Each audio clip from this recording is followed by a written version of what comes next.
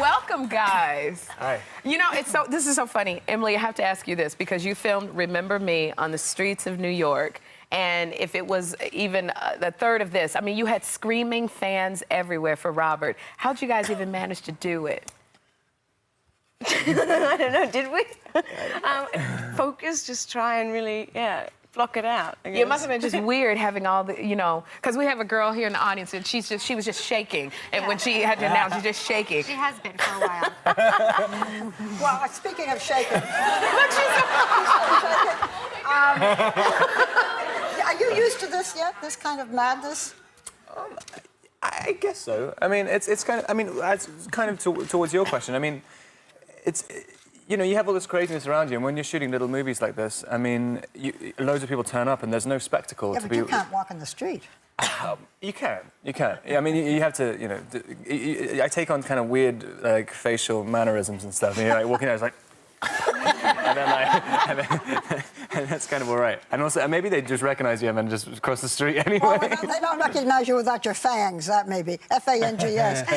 But I went to see this. By the way, we should point out, you're from England, you're Australia, but you speak as Americans. You have American accents because you're playing American. But this is a family affair, and your whole family came today with you. I think that's so sweet. I know, Here's Mommy, beautiful Mommy, right there. So wave your hand, Uncle, and your two lovely sisters. Yeah, do you go everywhere with him? Just nod yet? No. Well, we're delighted to have you. We're very happy to have you here. I went to see this film. I had no idea what to expect. You're wonderful in it. Thank you very much. And I know it's a different challenge. I mean, you're on Lost, and we see you as this superb actress. But there must have been some feeling after I've been doing The Vampire, after I've been doing the Twilight films. Am I going to be accepted in this? I just want to tell you, I thought you were like James Dean. I just thought you were a wonderful actor. You should feel very good.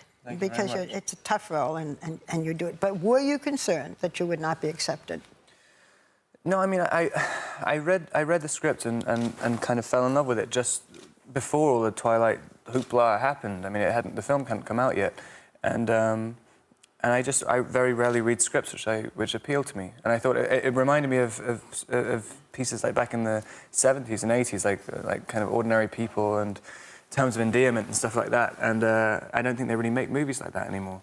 And yeah, so I wanted to do it. Let's talk about the Spread in Details magazine. You're surrounded by naked women. Oh. It's just my life. It's just my life. Is your mom sitting here? How is that? It's got to be a little difficult.